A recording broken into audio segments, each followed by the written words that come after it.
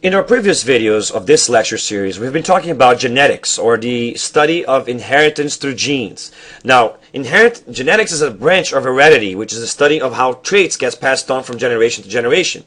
We also talked about the difference between a character and a trait, and about the father of modern genetics, which is an Austrian monk called Gregory Mendel. And that the greatest achievement that Mendel did is debunking the blending theory of genetics, that the idea that we are just a mix of mom and dad. He actually figured out that it's more complicated than that, that there's a particle, a magic factor that combines and that with specific relationships that actually creates who you are, which means your mom gives you a tiny particle and your dad gives you a tiny particle, and that the way those particles talk to each other is what makes you who you are.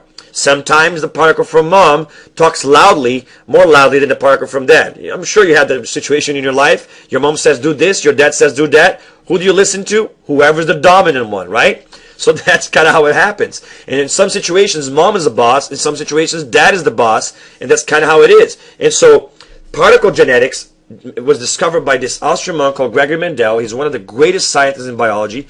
And he spent 7 years studying 7 traits in thousands of pea plants until he actually saw a pattern for that explained how the traits were passed on from generation to generation to generation. And what he was trying to solve actually is this mystery that he couldn't understand. He couldn't understand how come when you get a red flower and another red flower, you should be able to make all red flowers if the blending theory is right. But you don't. Sometimes it's true. All the children come out red. But sometimes the children come out red or white. And then when you got a red flower and cross it with a white flower, well, you should get a blend, right? So you should get something in between, like a pink maybe. Well, that's not what happened. In fact, sometimes you got all red flowers. So what's going on there? And then so other times when you got the red and combined with the white, you got half red, half white. And so he was like, what's going on? There's like no pattern to this madness. Can I understand how to predict genetics? It's not blending, I can tell. But what is exactly happening? And it took him years to figure out the pattern. And we're going to talk about in the next lecture videos, how did he do that? But before we do that, let's talk about some basic key terms that you need to understand. First and foremost, Mendel never actually called anything a gene. The term gene came from later, when scientists actually rediscovered Mendel's work and gave him credit, because Mendel would pretty much die in obscurity. Nobody actually gave him credit while he was alive. But he never became famous as he was alive. But later on, as that particle received the name genes, we called the study of these genes genetics. And we call Mendelian genetics classic genetics because it's the original type of it.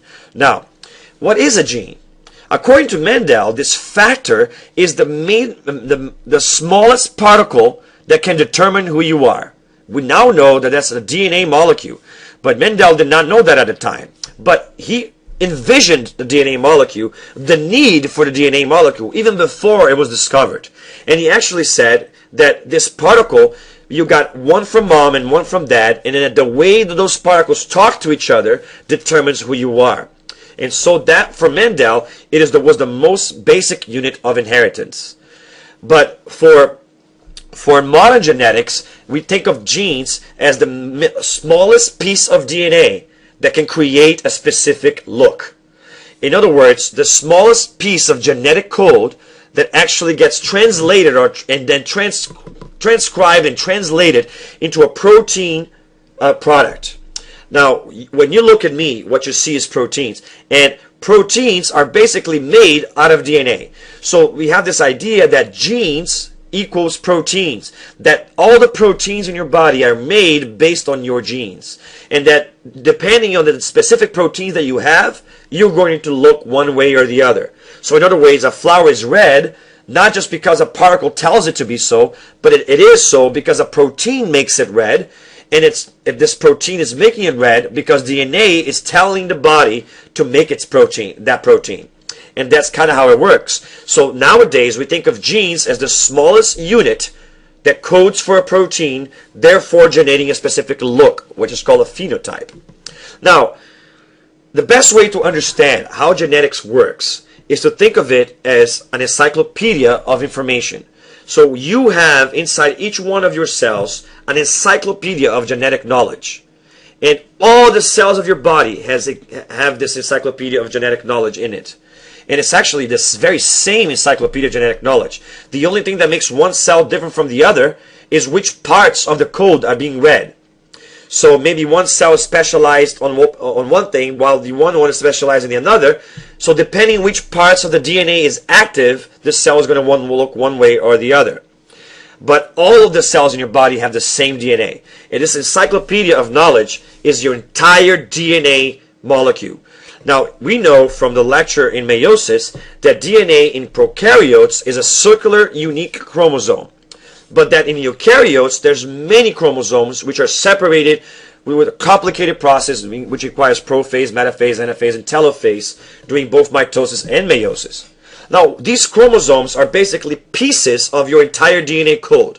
So think of it as the DNA code got so large that instead of having one book, we have several books, the same way that we need to separate encyclopedias into smaller books.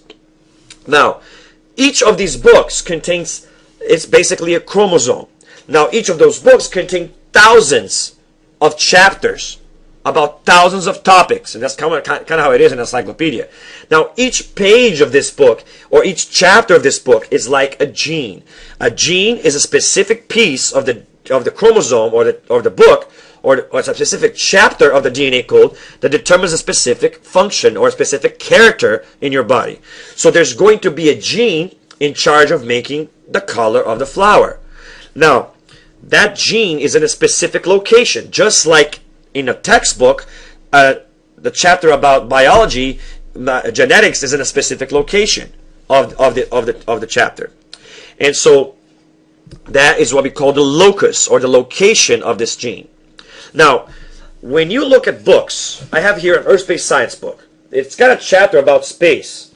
Then this another earth-based science book, which also has a chapter about space.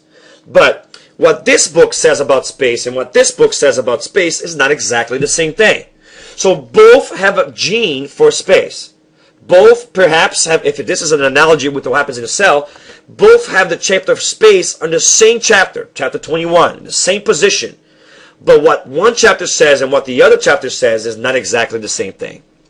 Now, that is kind of how it works. Now, each version of a chapter is called an allele. And so, for example, you see here, now the beauty of the way the genetics works is that you get a whole encyclopedia of knowledge twice. You have 46 chromosomes, but you don't have 46 types of chromosomes. You don't have a book about chemistry, biology. You don't have 46 different subjects. You have 23 different subjects. We have 23 books in this encyclopedia series. But hold on a minute, I thought you said we had 46. Yes, we do. But two of the books, for every two books, is the same type of book. Just like I have two earth-based science books here. Just like I could have two biology books, two chemistry books, two physics books, two history books, and so forth. And so these are different versions of exactly the same thing. How come you have that? Well, think about how meiosis and fertilization works. And this is something that Mendel actually figured out. All of this is Mendel's idea. The idea that you get one chromosome. Well, he didn't know about chromosomes or genes, but he knew about some particle that was doing this. So you get one chromosome, number 1, or type 1, which has thousands of genes inside of it, from your dad. And then you get a one chromosome type 1 from your mom. And then when it comes time for you to decide how to make skin color, you look at the chapter on your mom's book and in your dad's book, and together these books determine your skin color. Now, however, what Mendel also figured out, it's not blending what dad says with what mom says. It's not like dad says, yes, you can go to the party. Mom says, no, you can't go to the party. And then you kind of go to the party. It's not how it works.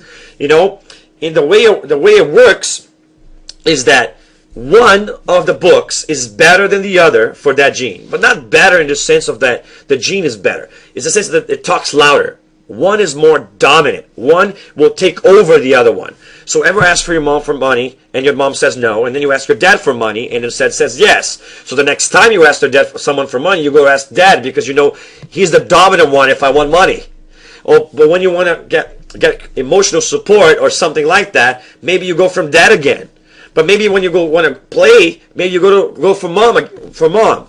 And so throughout your childhood, you figured out who's dominant for what, and you definitely figured out who to ask for certain things. Because sometimes one says you can do this, or the other one says the opposite, and then who do you follow? Well, the dominant one. How many times does that happen? But is it possible that both say the same thing? Yes, it is. Could both pairs, could this book and this book have exactly the same material on chapter 20? Word for word. Yes. But chances are that that might not be the case. And we're going to talk about all these variations in a second. But that's kind of how it works. Now, for each of those chromosomes, you get one copy from dad and one copy from mom. And then the combination of those copies and the way they talk to each other is what makes you who you are. And that is the idea that Mendel came up with to explain genetics. And you can see this in the board here, that you're going to get one gene from mom and one gene from dad. So like the parent flower said, please be purple. So you have the whole DNA code. And in this chromosome, which is a book, there was a chapter or a gene that determines flower color, which is the character. Now, in this specific case, the version of that gene, or the allele, is saying that the trait should be purple. Now, in this case, the allele, or the version of the gene, is saying you need to be white. And so, now you have two versions. Is this flower going to be purple, or is it going to be white? Well, it depends on whether purple or white speak louder.